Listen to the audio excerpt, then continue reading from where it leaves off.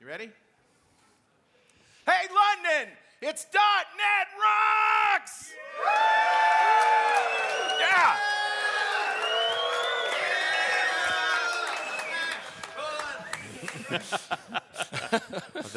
The miming of beating people with chairs is very effective. Yeah, it is. A lot. Yeah. It works well. It gets them all rowdy. Yeah. Londoners don't need encouragement, though. No, This is they're a all, rowdy they're all a bunch. pretty rowdy bunch, actually. Absolutely. It's You like- guys are awesome. Rowdy. Yeah. Okay. Little late, but rowdy. Yeah, no. If we said Man City rocks, what would happen? Oh, no. Oh, see? Yeah. Instant Fighting violence, words. just like that. So welcome to .NET Rocks. I'm Carl Franklin. This is Richard Campbell, our guest Bill Wagner, and Jon Skeet. You probably know who they are, so I won't need to introduce them. But we do have this thing that we do at the beginning of the show. It's called Better Know a Framework. So roll that music. Anybody want to sing it? Yeah.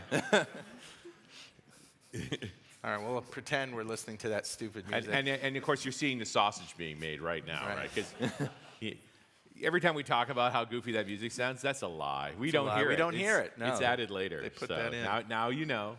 And all this gets fixed in post-production. We have editors. They're so good they even make us sound smart. I love editors. Yeah. Everybody Highly should have recommend. editors.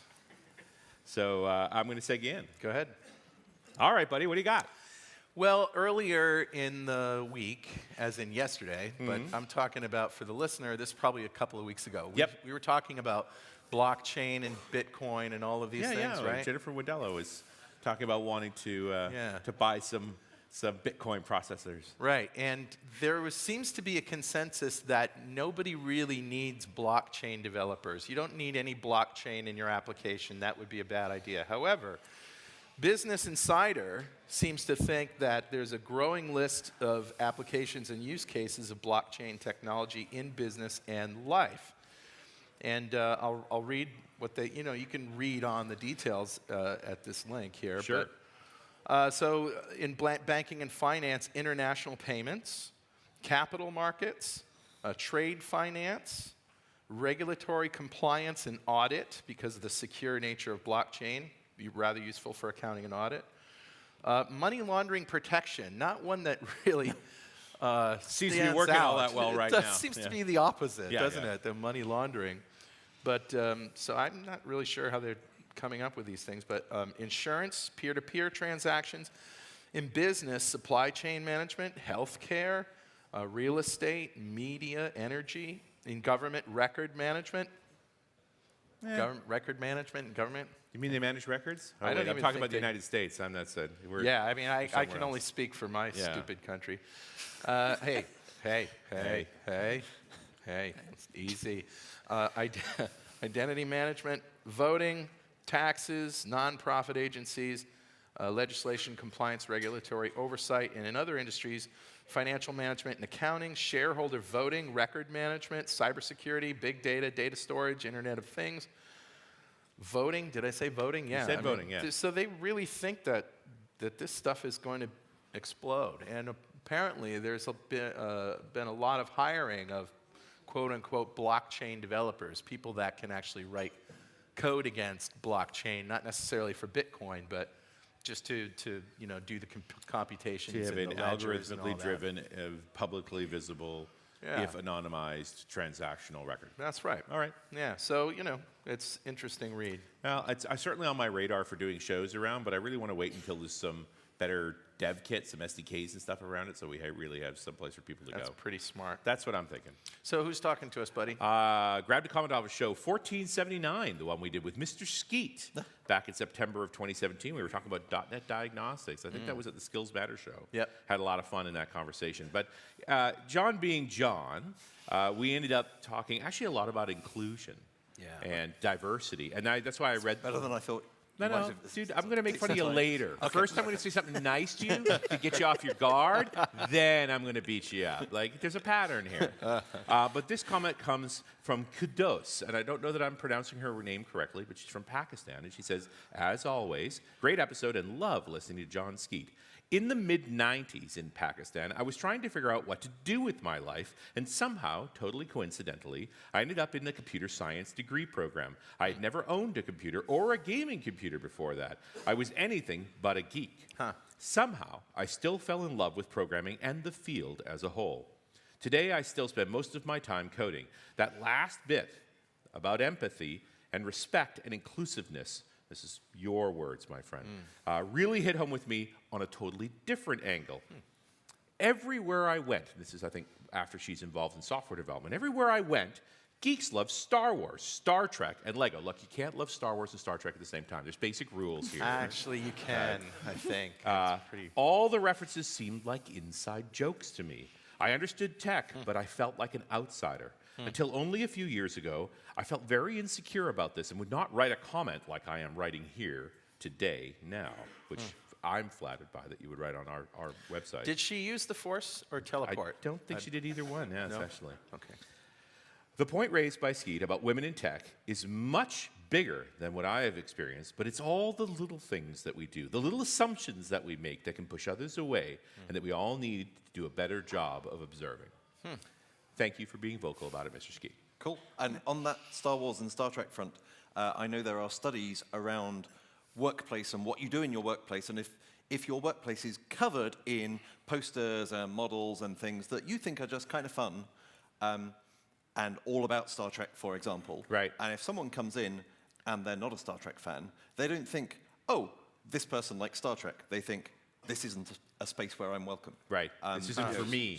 Exactly. Yeah. So it's all unconscious. It's not that someone's saying, we only want Star Trek fans in our team. Right. It's just that's the message that is unconsciously and entirely accidentally. No one wants to give that. I doubt that anyone. Hands up if you want your team to only be Star Trek fans or Star Wars fans. This is great. There's There's a few cultists in this room. What if you're actually that kind of guy, that kind of place? We are a Star Trek. Then there are other issues, I would say. Now, I'm coming at this from a team management perspective, and I would never suppress anybody's desire to decorate their workspace the way they want to. But I think what you're describing also is at a point where we simply say, this is the room. That I would argue I'd want each person's space to be decorated a little bit differently so that it showed a diversity rather than a homogeny.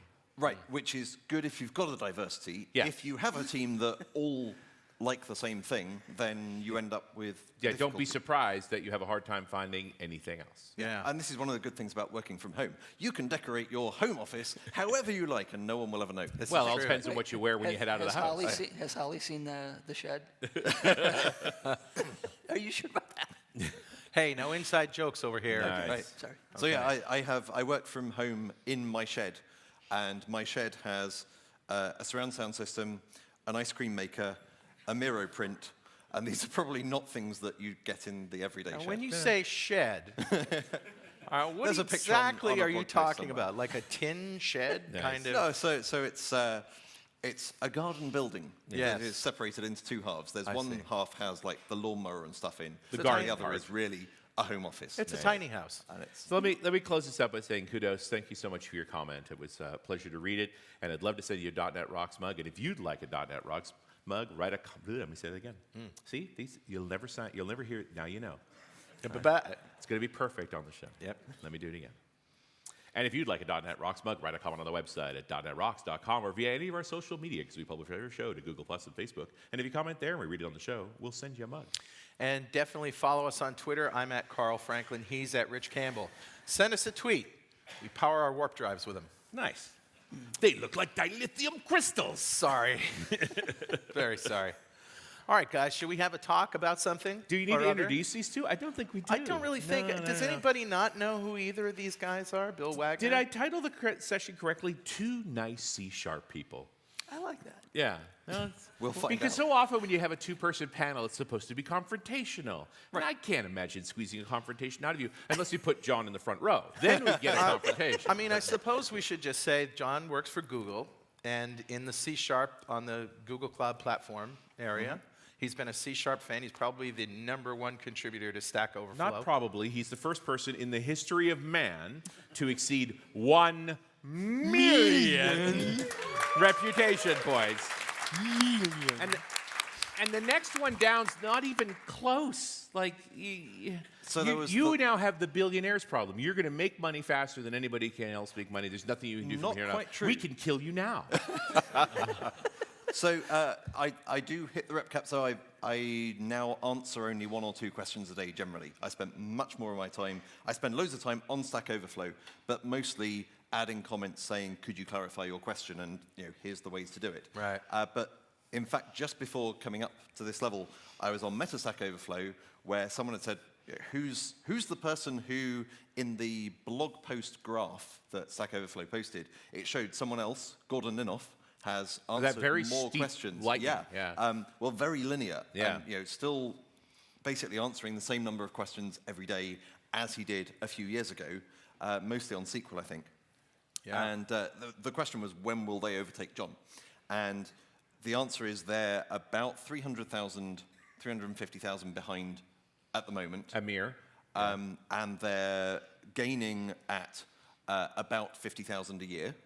Which is very significant, because basically we both hit the rep cap every day, or I'm not sure that Gordon actually hits the rep cap from votes every day, but gets loads of accepted answers. Okay. Right. Whereas I hit the rep cap, I've hit the rep cap every day since June 2010. Okay. As you do, they put well, the as you do when rep you have a cap long tail. inside the documentation was for Jon Skeet. Well, it really is at this stage. If you, we had, I asked a question on Metastack Overflow saying, isn't it a bit coincidental that before we knew what rep would be like, in the first months of Stack Overflow, the rep cap was set to 200 a day. Sounds a nice round number. What are the chances that we got that right? Yeah. And that all the rules were right? Shouldn't we have a look at various tweaks? Maybe you should stop getting rep after a certain number of votes or after a certain amount of time. And various people played with various ways of tweaking the rep cap. And pretty much whatever you did helped me and hurt other people. Everybody else. Yeah. Jeff Atwood's called it the Jon Skeet tax. Nice. Yeah. It's just the way it is. Let's talk about Bill Wagner for a minute. Bill's been a C# author and developer for many, many years. Had his own Effective C#. consultancy, best-selling book. I was a regional director and then joined the Borg. I'm sorry, did I make another Star Trek Nice. reference? So he now works on the .NET Core content team, right? Yeah. Doing the best documentation ever done in the history of software, I think. We try. No, you succeed. Yeah. It's amazing. Yeah, it's amazing. So we thought we'd geek out on a little C#. Isn't C# done? Can I lead off there with... After Rosalind, where do you go? Yeah. There we go. Okay, so no, it's not done. Otherwise, you're out of a job. Oh, you have no idea how big the backlog is. Yeah, I bet. So a lot of the things that we're seeing that we're putting into C# and the team is looking at come from a couple different places. And you've had Mads on here talking about language design and looking at it. Absolutely. Yeah. And if you look at C#, it was first being designed late 90s, early 2000s, first shipped in 2002. We built programs using objects. That was the way. Right? We It was kind of very didn't have a choice. object-oriented. The thing's objects all the way down. Yeah. So it's objects all the way down. That object orientation is in its DNA. And that's not really how we build programs now. I don't disagree, Right. and I think it's a We've really really- interesting point that And- we've kind of stepped away from these typical Right. rules of object orientation. Now, there are still a lot of areas where object orientation makes sense, but there are a lot of places where it doesn't. So with a lot of the features that we're adding in C#, it's how does C# stay really relevant in this world where now we're separating data and the functions that act on that data instead of putting them together in an object. And yet still, it has that object-oriented DNA. We can't just get rid of it and throw it away, right? So how do we live in this world where things are now very different? Data's stored over here, we manipulate it over there, we send it to another machine, we hydrate it, send it off REST calls and so on, and we work with different languages in different parts of the program, right? Which also I don't find particularly No. anomalous. No. In the sense that we've always had SQL in the back end Right. and some other front-end language. So we're looking at a lot of features into how does it stay relevant and stay a first-class language in today's world. Yeah. In my deck and in Mads, we have these two slides that show most popular technologies, most loved technologies. And C# is one of 3 things that are on both slides. Right. The other 2 are TypeScript and Python. You know, and how do we stay on both slides? We really want to do that. The other thing you're seeing a lot of good ideas come from is the C# team now in a post-Roslyn world. They're now working in C# every day. You know, in the pre-Roslyn world, they're writing C++ in their day jobs, coming up with what would be cool for C#. But they weren't using it every day, all the time.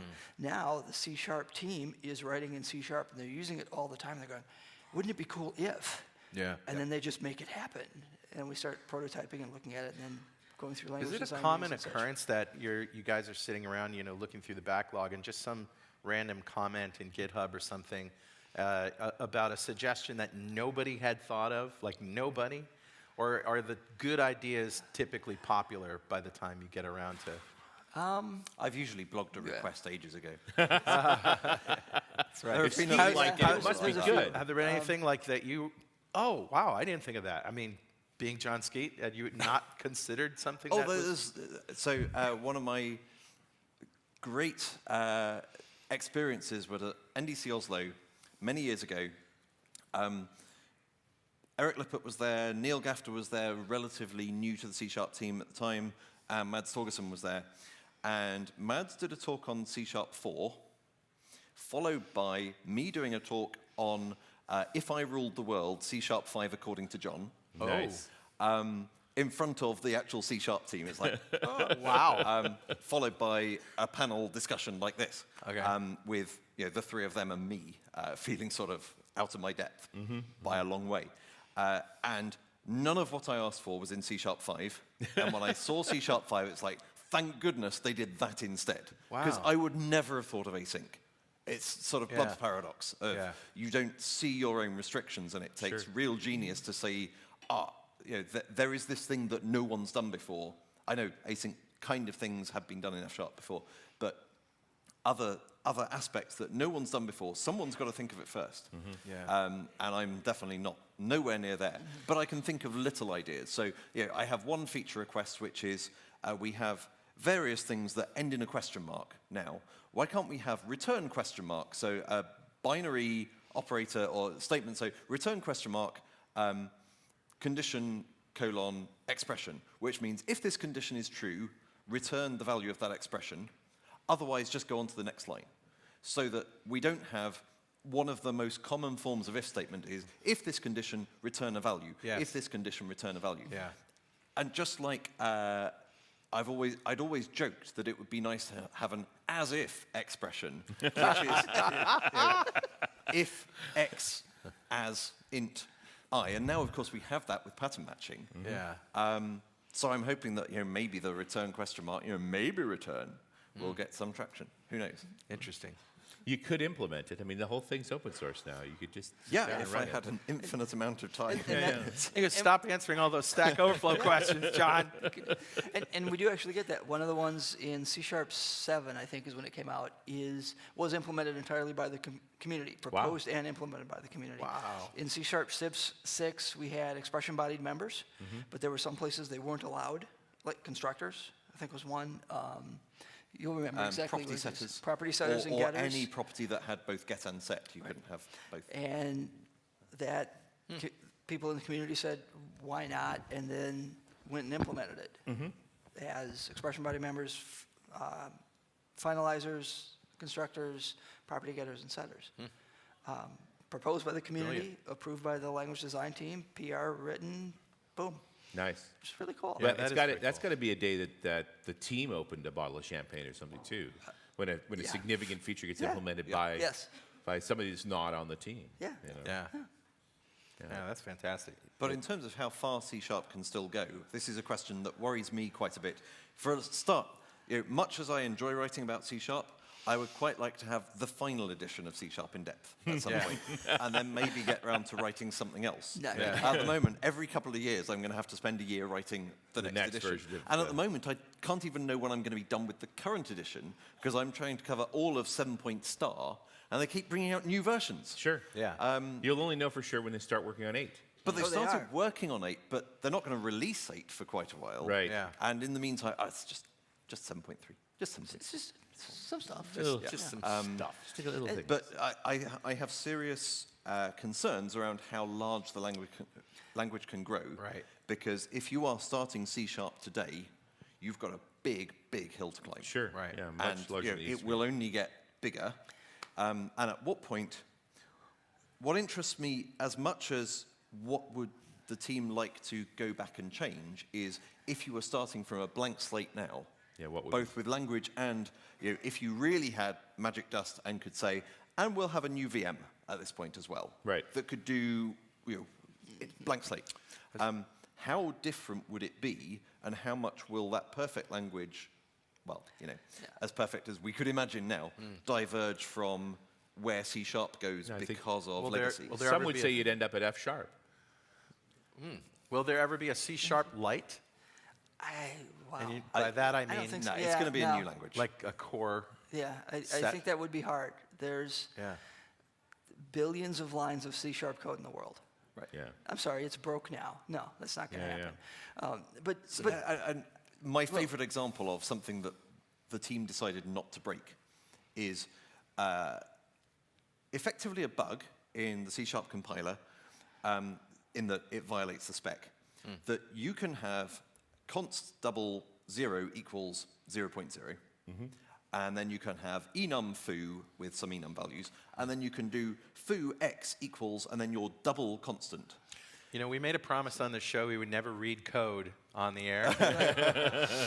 But that was 14 years ago, 15 years ago. But guys, hold that thought just for a minute while we pause for this very important message. And we're back. You're listening to .NET Rocks. We're live in London. Carl Franklin, Richard Campbell, Bill Wagner, and Jon Skeet. We're talking, is it possible that C# could ever get too big? yes, so here's one of the things that I do. So my job is basically explaining what the team comes up with, writing all the docs for that. And one of the things I do with new features, I sit down with the team. It's usually Julien Calvert, and we go over the features. And one of the things that I want to be able to say about any new feature is, okay, so here's what it does. And it works pretty much the way you'd think it would. And then I can go into all the details about how that works. And then at the end I can go, see, it's pretty much what you think it would. Yeah. And the more those details are something different than pretty much how you think it would, those are warning signs that now we're getting complicated. But who is that you that you think it would? And- Is it someone with decades of experience Right. and of other languages and stuff? Or is it someone who's learning C# maybe as their first language? A little bit of both, right? Because you're seeing these tokens, you're seeing these things that look like symbols. It's no surprise that the symbols we use in any programming language are somewhat similar or analogous to mathematical symbols, right? Because people are familiar with those. So we have this thing that's already there, and you kind of squint and it looks about right. And a couple of the ones that are really interesting that are historical, like when we added discards to tuples. So you can declare an underscore where a tuple goes, and then we throw that away, and we don't even assign it to anything, and it's not a variable, you can't look at it. And you can have two discards. You can have two discards. Both with the same- underscores, right. whereas Yeah. you can't assign values to the same other Right. variable. So Right. You effectively can't what have this 3 means- discards, then you should have folded. Right. No, wait, Yeah. that's a Texas different Hold'em. thing. That's a different So thing. effectively what it means is this routine returns 3 or 4 things, and I only want 1 or 2 of them, and I'm throwing the rest away. And when designing the feature and getting feedback, there were people who were saying, that underscore is too small, I can't see it. I want something bigger and more expressive More there. obvious. And Neil Gafter had this absolutely perfect answer to this. He goes, you want that right now because of what you're thinking. It's a new feature, and you want it to stand out. Right. But After a year from now. After you use it for a week or 2, Yeah. you don't want to see it. Yeah. Yeah. So it's this trick with a mature language of getting something that looks different enough that you Interesting. see it differently, but then it Then will go folds away. right into the vocabulary that you already have. And that's a sign of Neil's experience, too. It is. He's Right. been It through is. this a few times. Yes. Another great example of that, about how things change, when I wrote the, I think, first edition of C# in depth, I was saying about var, use it really carefully and be very deliberate about where you use var. I hardly ever use var apart from for link Right. expressions or whatever. Yeah. Is anyone else in that, you were really tentative about using var? I use it everywhere now. Everywhere. But Have you just gotten reckless in your old age now? Is that what it is? Does a million rep points make you crazy? Is that what this is? It's also reminds me of Java and checked exceptions. I felt very nervous when I came to C#. It's like, there are no checked exceptions. My code's going to be awful everywhere and break everywhere. What's a checked exception, John? So checked exception is where the compiler, there are some exceptions in Java that are checked and some that are unchecked. And if you've got to declare that your method might throw a checked exception, otherwise you can't throw it.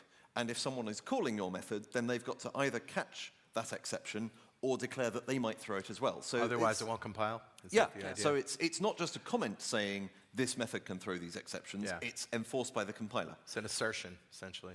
Yeah. Yeah, maybe. I'm not sure. Well, maybe. I don't know. But anyway, I felt safe in this, this seatbelt of But checked it was exceptions. fake. It was It fake. was- It was an Yeah. illusion. You're It lying to didn't yourself. work. Right. It was an experiment in Java, effectively. Lies told to children. But I Just declare your exceptions. It'll For be safe. fun and profit. Null reference exception. and it's still a raging argument in the Java community whether it was a mistake or not. Right. And certainly last time I used Hibernate, which must have been 10 years or more ago, most Hibernate exceptions were unchecked ones, so they extended runtime exception. And that was deemed fine, and it turned out that worked okay. But I was really nervous to start with, and now it feels like not having checked exceptions in the Java style was fine. I think we need better error handling, but I don't know what it is. Right. That's paradox again. Yeah. But I feel very much the same way about var. I felt uncomfortable, so I was quite nervous about using it, and it turns out that the things I was nervous about aren't problems. I'm still somewhat cautious if I think it aids the readability, particularly if I've got a method that's longer than I would like it to be, or an expression that's not as obvious as I'd like it to be, then sure, use an explicit type. But a lot of the time, var. Yeah. Whatever. Yeah. Right. Yeah, not that big a deal. What do you guys think of Poly for handling transient errors? I like it. I Yeah. think there are a lot of really, really good patterns for handling errors, especially in distributed systems, implemented in Poly. So Poly's an open source project. I know Carl's company's involved in it, Dylan Reisenberger and a number of people there. It's got circuit breakers, circuit breakers that reset. That's right. Try and wait and retry, wait and retry forever with a back number. off on retries. Back off, exponential. I think it implements a lot of really good patterns, especially for distributed microservice systems. I think it's awesome. Yeah, it's good. And there's a rumor that the guys on the .NET Core team are thinking of rolling it in somehow. I don't know. They're talking about it. I know that. Yeah. And I don't think I'm breaking any rules by saying that. I think they're talking about it. Okay. Yeah, we'll find out in a few We'll days. find out. There's probably a GitHub issue that would track it if it is. No, it's another sort of interesting reality that doesn't seem like there's actually any secrets left. Because in reality, if you go read through the notes on GitHub, every idea, every conversation, every debate, it's actually public. It's just that most people don't read them. That's been fun, and there's some really interesting things there. Is that Mads is officially keeper of the language design meeting notes, and is very careful to put those out publicly, but without any names attached to them. Interesting. So all the opinions are there, but it doesn't say who said what. It just says It that's how becomes it the was opinion discussed. of the room Right. rather than the opinion of individuals. Or several opinions of the room, not of a particular individual. But the discussion's more important than the identities. Yes. Yeah. And it's not all the discussion either. So we have the same sort of how public do we want to be for the ECMA standardization. We use GitHub issues for that. We have hundreds of issues. And currently that's private, even though the standard is public. And we have talked about, well, we could open it up, read-only, etc. And we thought that to avoid chilling effects of someone, I've written a bunch of stupid things in there. It's like, well, why doesn't this work? Oh, because it's usually Neil. Neil is fantastic at, I will say something stupid, and Neil will come back very politely and say, I thought you said well, here is the counterexample to your suggestion, John. Right. So we don't want a chilling effect. And Mads taking a time, he doesn't publish the notes immediately either. It's not like he drafts them during the meeting anonymously and then immediately publishes them. takes a little while so that the important things rise to the surface of his mind. Right. Right. Apologies, Mads, if I'm misrepresenting you here, but I think this is what I remember him saying when we discussed this for a little while, because I found it a very interesting process to get all the good things of public debate and public awareness of reasons behind the decisions that are made without any stifling of discussion and debate. Yeah, that's good. Right. And sort of avoiding the political pressures around that. Yeah. That certain names and weights and things cause. Oh, yeah. So it's very thoughtful. Yeah. It's Mads, of course. Yeah, of course. It's very thoughtful, Yeah. Well, Richard. Yeah, buddy. Hey, guess what time it is now? It must be that happy time again. Yeah, it's time to suggest a new language, a dumbed-down version of C# as we were talking about, with all just the features that Jon Skeet wants. It's called C dull. C flat? No, C dull, I think. Either way, it's not funny. Oh my God, never heard crickets like that before in my life. You die better than anybody I know. And there are millions of people in this room. I know, millions. It's actually time to give away a D-Experience subscription from our friends at DevExpress. Are you guys here? Where's John? DevExpress? Is John back there? Nope. Crickets again. You missed out, John. Don't raise your hand on a radio show. We're giving away a D-Experience subscription to one lucky member of the .NET Rocks fan club. Become a UI superhero with DevExpress UI controls and libraries, and deliver elegant .NET solutions that address customer needs today and leverage your existing knowledge to build next-generation touch-enabled solutions for tomorrow. Whether it's an Office-inspired application or a data-centric analytics dashboard, DevExpress Universal ships with everything you'll need to build your best without limits or compromise. And check out their DevExtreme React Grid, built from the ground up to fully support all the cool features that come with React, like the virtual DOM and state controllers like Redux. It supports master detail, sorting, grouping, paging, and editing. You can check it out and test it for free on GitHub. But learn more and download your free 30-day trial of DevExpress Universal at devexpress.com/superhero. Well, all right, buddy. Who's our winner? Today's winner, Richard, is Mark Broadhurst. Congratulations, Mark. Let's give him a round of applause. No golf claps. Big claps. Big round of applause. And Mark just won the D-Experience subscription. That's a big pile of awesome for my friends over at DevExpress, just for being a member of the .NET Rocks fan club. And if you want to know what that is, go to .NETRocks.com, click on the big free button. Yeah, nice. Click on the big Get Free Stuff button, answer a few questions, and join the fan club. We have thousands of members all over the world, and every show we'd like to give away stuff from our sponsors. And every December, we give away a $5,000 technology shopping spree to one lucky member picked at random. But you got to sign up to win. All right, guys, it's been a while since we asked you this, at least a month or two. Yeah, it was last September, I think, in my case. Yep. So if you had $5,000 to spend on technology, what would you buy? After you, Bill. Oh, gee, thanks. I was about to say the same thing. Nice. Jeez. You know, I really want to get a drone to kind of fly over and see what's DJI going on there. Phantom. You're up in Maine now. Yeah, so we're up on a river, water around. I want to be The able to get ocean's up and not see. far from you either. Nope, the ocean's about a quarter mile. We don't have Yeah. sight lines there, so getting out to the ocean would be hard. No, you can get the But- goggles too. You got $5,000 to spend. We can get the full remote rig going for you. I'll tell you, I've been flying. I've got the Coast Place now. I've been flying my Mavic Pro, and looking down on the sea life is dramatically different. You can see a lot more information. And if you screw up, you get to buy a new drone. That's right. Being up in Maine, you could torture the tourists with something like that. Yes, sir. Yes, sir. How about you, John? So I didn't get to go to Scott Huntsman's talk this morning about building a Kubernetes cluster of Raspberry Pis. But we were talking afterwards about, that sounds quite fun, but I'd quite like a slightly bigger Kubernetes cluster of Intel NUCs. I have a couple of Intel NUCs at home for benchmarking node time, because at the moment I'm not quite convinced, and I need to actually test this. I'm sort of paranoid at the moment. If I do benchmarking in the cloud, will that provide stable results, or will there be noisy neighbor issues and, we've upgraded all the CPUs. Oh, none of your benchmarks are worth anything anymore. Right. Yeah. Well, it must be hard if you have a bunch of NUCs to test node time that you actually have to fly them to different time zones in order to test them.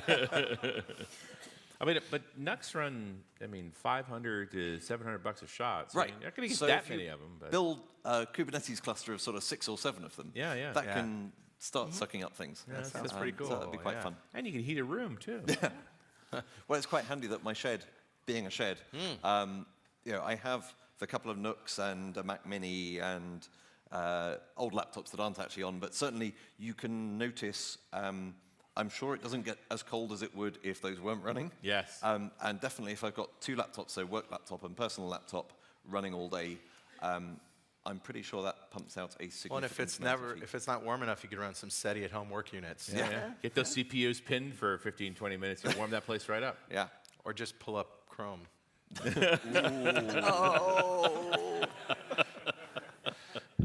Did he say that out Cheap loud? He shot. shouldn't have said that out Cheap loud. shot. That's not right. That's not right. So let's talk C# some more. What are you guys at Google doing with C#? So we're still making Google Cloud Platform rock for C# developers.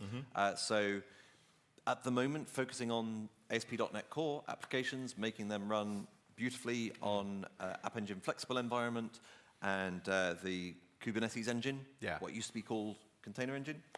And I work on the API client libraries, so we have vision APIs and speech APIs, and there's Firestore coming, and all kinds of things. And I try to make that as pleasant an experience as it possibly can be. The idea is to give the illusion that I have handwritten all the libraries for all the APIs. In reality, there's a lot of generated code behind the scenes that we've thought very carefully about how we can generate things.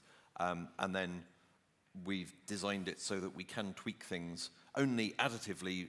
Partial classes are fantastic for this. But if we've got, if I've got a protocol buffer class, generated class for an image for the Vision API, I can just add some static methods to that to say, create me an image that represents this URI, or fetch it from a URI and get the actual bytes. And it can be just much, much nicer to use than if we only had the generated code. Nice. Yeah, well, it's good stuff. I've used it myself and love it. I mean, you guys are doing great things with it.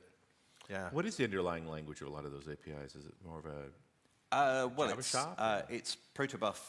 It's described as a protobuf gRPC service. Right.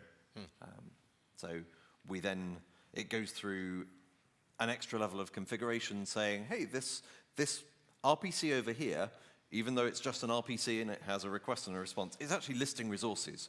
And it's got page tokens, and you can get the first 10 and then ask for the next 10, etc. And we say, okay, well, now that you've told us that's a list of resources, we'll just generate code so that you can iterate over it transparently, or you can get it a page at a time with a certain size, or whatever you want to do with that. But the idea is it should be easier to use than if you're using the raw RPCs. Sure. And friendly to the C# typeset and all those constraints. Exactly. Yeah. Well, I was blown away when I got this Chrome plugin app, or a Chrome app, I guess, called Voice Memo, something like that. And it's essentially you just turn it on and start talking to it, and it did the best job of recognizing speech without any training of any technology that I ever used. It was really great. Yeah. Nice. I did get results. Yeah, okay, you can clap. Good. I did get similar results with Microsoft speech recognition just on the client, because you're sending stuff up to the cloud and using the power of Google to translate that stuff in real time. But I had to train it. I had to train Microsoft's thing. And after I trained it for a while and went through the speaking exercises, the accuracy really improved. But it was just great to just pull this thing up right out of the box. It reminded me of Battlestar Galactica, which is the first time I ever saw, Commander Adama talking to the thing, and it was typing away, and I thought, oh my God, that's so cool. Right. Wouldn't that be great? That's the old Battlestar. Yeah, the first one. The 80 Battlestars. When Dirk Benedict had hair. That's right. Yeah. Have you seen the Starbuck and Starbuck in Starbucks? It's awesome. I haven't, but I know what it is now, and it makes me happy that it exists. It makes me happy that it exists. That's Put a brilliant. link to it on the show notes. I will. More inside Absolutely. jokes. Sorry for not being inclusive. Katie Stockoff is awesome. Oh, that brought the conversation to Nice. a halt. You're the one that mentioned Battlestar Galactica. That's true. I know, And then I did. and then I ran with it. I blame myself. One of the thoughts I'd had around C# being open source is that we could get to a place where the bulk of the community just doesn't want any more features that we could declare done. Something I felt like Microsoft could never do. As long as it was closed source internal, if you didn't ship a new version, the product is dead. But if you put it out in the wild, you put it out in the world, and we agree that this is where we want it to be, then it's not dead, it's right. That's an interesting question. Interesting, encouraging, and scary all at the same time. So I'm not sure whether being open source is necessary for that. Is it just psychologically? I think it's completely psychological. yeah, and right. so there's 2 or 3 different points I'd really want to address there. The first one is with any of the projects that go into the .NET Foundation, from inside Microsoft or from community that wants to put it into the .NET Foundation. Sure. It goes through the advisory council and the board, and we talk about it, and we decide. A role you were involved in. A role yeah. I am on the advisory council. Along with Sean Walker is the lead of that, John Galloway, and it's the split. new director, yeah. You could read the whole bylaws, but it's split between community members and Microsoft people, and so I had to sit on the other side of the table when I joined Microsoft. But one of the things that we are very adamant about, both from inside and outside Microsoft, is anything that goes into the foundation, that's not a way to make abandonware. Right. Right. It's like, oh, we prototyped this, it was kind of cool, but we're not supporting it open source. There you No, go. Yep. That will not happen. Yeah. So some of our gates are, Carl knows this, working through with Sure. FVNext. Who's leading this? Who are your active maintainers? Yeah. What is your plan and your roadmap and so on? It has to have a life. Okay? Right. Yeah. But it can have a life without. C# could continue to have a life even if everybody agreed, right, it's done now, Yeah. and people can continue to write great apps in C#. Sure. Even it could be done as a language, and there can still be improvements to Roslyn, maybe Sure. making it faster or Performance whatever it is. tunings, Yeah. security constraints. I mean, So- but that the idea that there wouldn't be a flow of new Right. features. Right. Yeah. So there's that first part that says that. Now, so how do we I don't think contend it's with gonna that happen. issue around the foundation, feeling that it's healthy, even if we don't have a huge backlog of features? Now, that's actually one of the other things that we talk about. There are things that are, what new features do you add, right? So we thought about this pretty carefully, and that one of the things that was originally in the list of, well, are you going to take this in, was, well, there's active PRs over the last 6 months at some rate we'll come up with. And we decided that was a really bad idea because some projects just are mature. You'll get a few bug fixes and so on, Right. but there's no need to go, boom, here's a whole new thing. Yeah, if you're not turning out 12 of these a quarter, Right. we Right. don't consider you And there functioning. can be spikes of activity. I know from Nodatime, which is Right. largely just me, not entirely, but largely just me, there will be spikes of activity when I'm not writing C# in depth. Right. Yeah. Yeah, so this has got I more go to through do a with bunch of your stuff. work schedule than anything Yeah. else. Where I could also see on other projects is when a major security build comes out, there is a flurry of work course. to make sure you're protected from those Right. particular Do you think issues. people might have been busy recently with I'm not just thinking a little I bit, just- maybe teeny, a bit. Yeah. teeny little problems. And there's spikes to react to other things. We've been really happy with people adding .NET Core support and moving to .NET Standard and so on and so forth. But, and that's, so we want things alive enough that those things are going to happen. Sure. And there could be other platforms being Right. added, that So- kind of thing. So that's the first part. Now, the second part then is we want C# to stay relevant. So does that mean and it is a balance. Yeah, no, I think it's You very and- interesting. And I think Mads has often said, every new feature starts with minus 1,000 points because it's work, it's changing the language, it's additional backward complexity, compatible yeah. And complexity. its potential future complexity. Yeah. I think Right. one of the things, one of the points I wanted to make in my talk yesterday and ran out of time with, in terms of designing or understanding the impact of decisions, is when you're designing a language, you need to understand that every new feature you add is potentially going to conflict or interact with every feature you haven't yet imagined. Right. Yeah. So, designing a language to start with is playing two-dimensional chess. Yeah. And then adding another feature is three-dimensional chess. And then adding another feature is four-dimensional chess. And if you look at overload resolution, I've mentioned before that the spec is currently inaccurate. The standard is differently inaccurate. And we have tried to fix it. It's around, there are bits of the spec that says, if the number of arguments you've passed isn't the same as the number of parameters, then overload resolution fails. Like, well, optional parameters? Yeah. Yeah. Oh, yeah, okay, looks like we forgot to fix that up. Okay, this should be oh no, but then.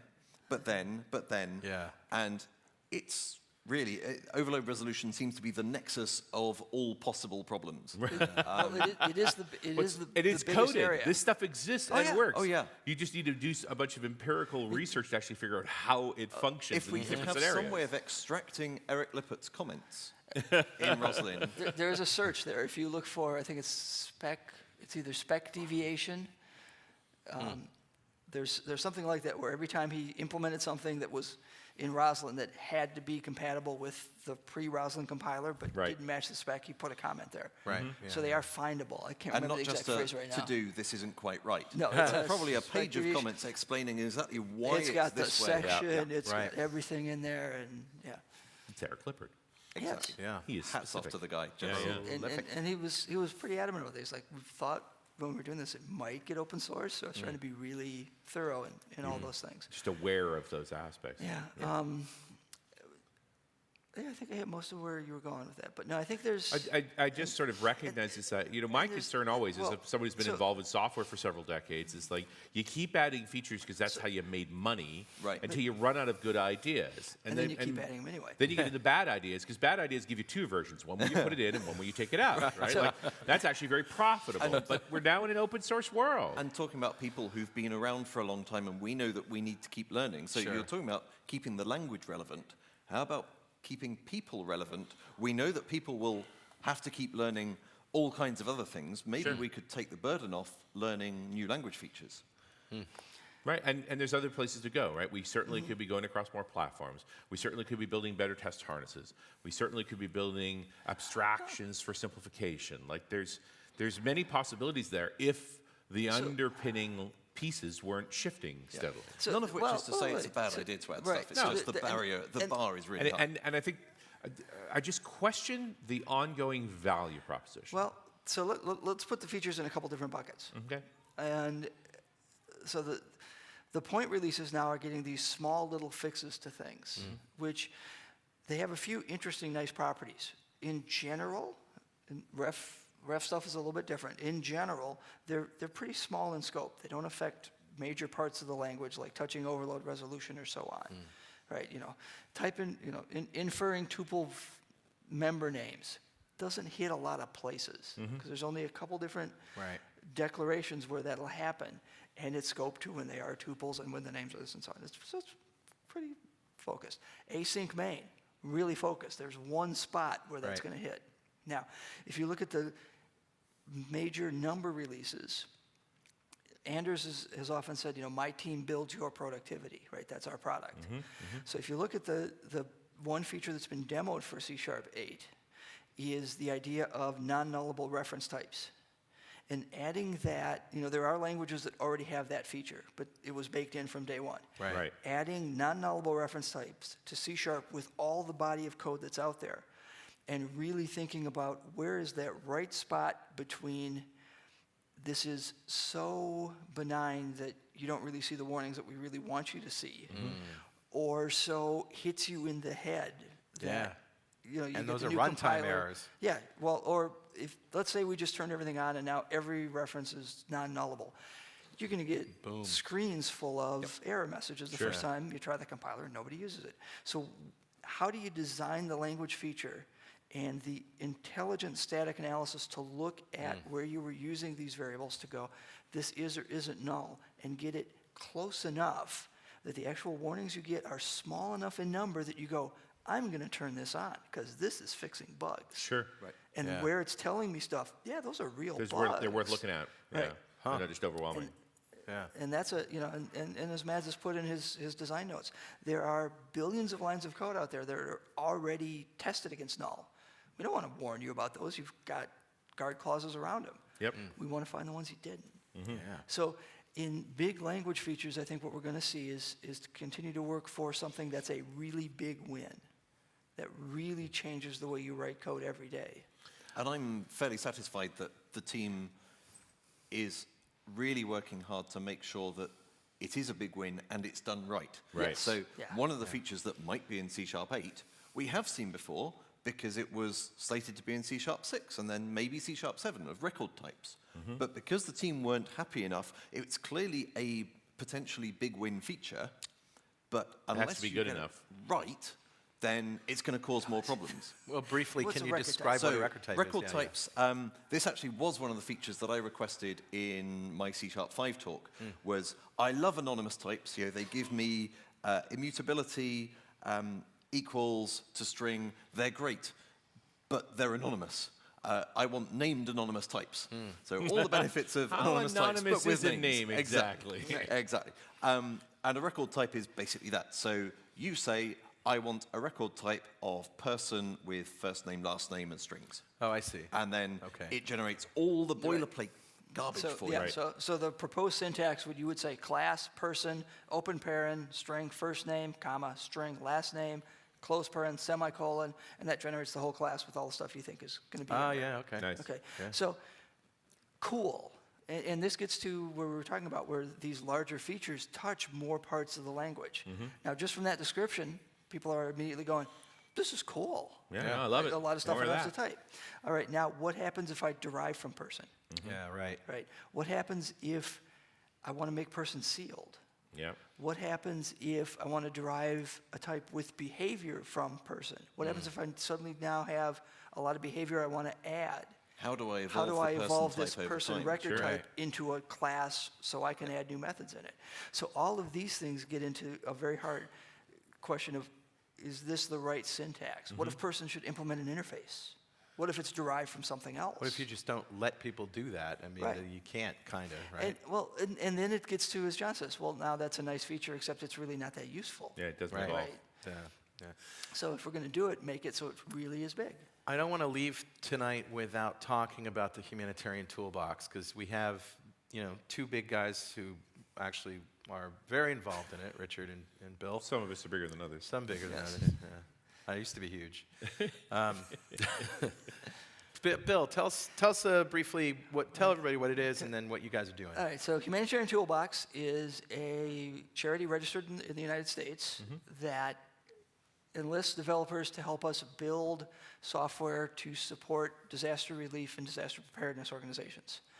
Steve Gordon, one of the people who really helps us with Already projects, is in the front row. Thank you, Steve, for all your hard work on Already, along with James Chambers, who's in Canada, probably, doing his Canadian things now. And lots of other continents. Canadian things? Canadian Eh? things. Really? Yeah. Okay. But curling, playing hockey, being He did- cold. Yes.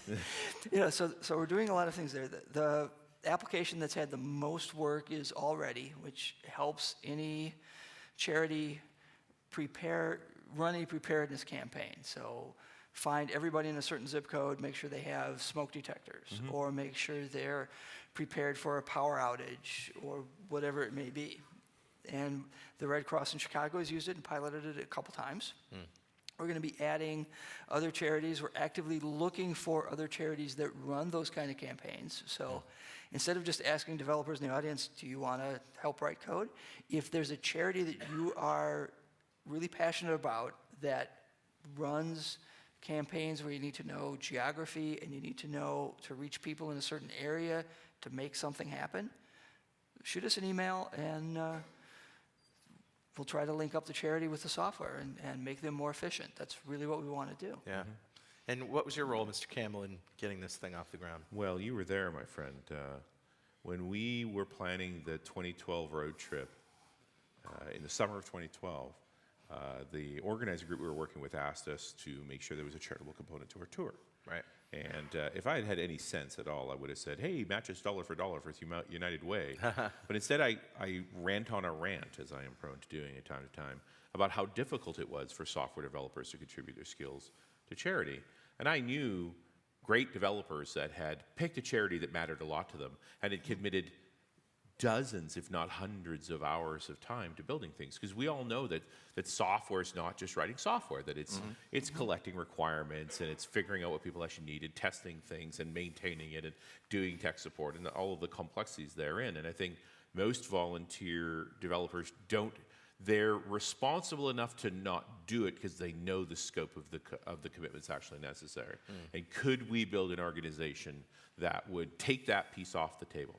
That would say, if you've got an hour that you could spend on our software or a day that you can spend on our software. That's a valuable, a useful contribution. You can make a meaningful difference there, and don't worry about the rest. We'll do the rest. Yeah. And so that was really sort of the vision around that particular piece, was that there's this great untapped need. I think people want, not every piece of software you write for your job delights you. That can Speak for yourself. Yeah, can be particularly meaningful, and so the opportunity to write software that saves lives, Yeah. that has that impact, that you can choose on your own time in your own way and be part of a larger piece of action. You know, our experience working on the podcast and talking to people all over the world, often the only developer in the room, only developer they get to see today, that the podcast is their contact with the rest of the world. Well, now we've met some of those developers contributing to our projects that have been parts of literally hundreds of developers contributing to a project, so that they are part of a larger whole that they might not be able to get other ways. And these developers are all over the world, and they are. check in things. You can go to GitHub and what is it, htbox.org, and just And pick so one thing we're something. doing now, the show will probably come out early enough to at least still get people driving toward that, is we're working with Microsoft's MVP program. They've been very, very supportive of us over the years. Myself as a former MVP and RD, Richard as well, is we're driving toward trying to get people from as many different regions in the MVP program helping us out with the software. So That's great. if you're an MVP listening, contact your manager, your community manager, what do they call them today? And we've got volunteers who are helping in different regions. You know, one thing we hope to get from this, since we started in North America, reaching places all around the world, I am almost certain our software isn't localized very well. No. I think that would be a Pretty safe sure. bet. Right. We want to be able to help people all around the world. We can't do that if it's only in English. So we'd love to get help from people in other parts of the world that can help us internationalize the software. You guys doing a hackathon while you're here?